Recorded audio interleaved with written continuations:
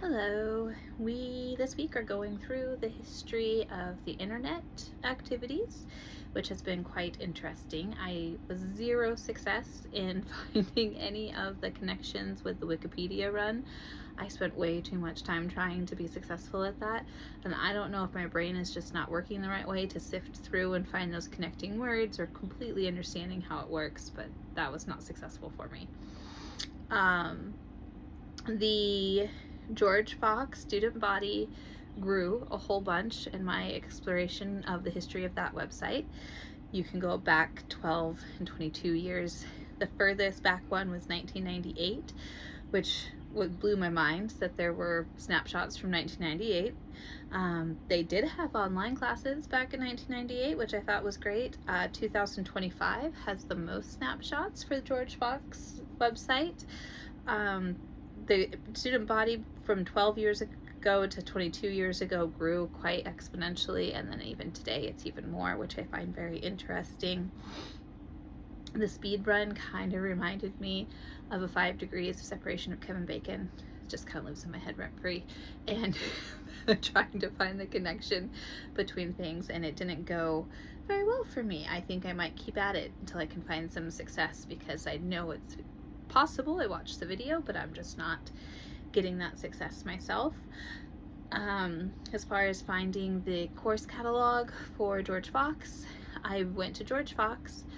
I went down to the bottom, kind of looked for a bit. I was like, where's like a list of classes, something, and then there was the A to Z index. And so I went to the A to Z index, went to C for a catalog, found a course catalog, and then from there I was able to find all of the classes available without having to search anything. So that I did find success with, which I was great. Logging my own screen time, cell phone time, app time, however you want to look at it, is very interesting. I do not actually consume any media that is not digital, which was kind of interesting. I don't watch TV that's not streamed.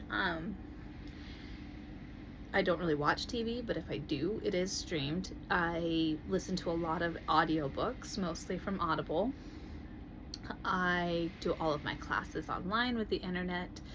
I'm going to YouTube a lot for different informational series that we go through in the classes and things. I am on our website a lot. I'm on Google Classroom a whole bunch. And then my phone, I spend the top 5 are Instagram, Facebook, just iMessaging, Chrome, and then Gmail and Audible are tied. I have an average of 146 pickups a day, which was kind of startling and not great.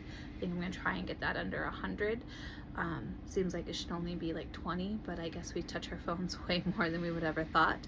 I also wear an Apple Watch, which I'm really reworking how I do that, because I think that constant feedback from different notifications is just too much. It's not just telling me the time, it's telling me everything that's going on, and I don't need that all the time, especially while I'm not in a classroom and need to have emergency messaging for my children or anything like that.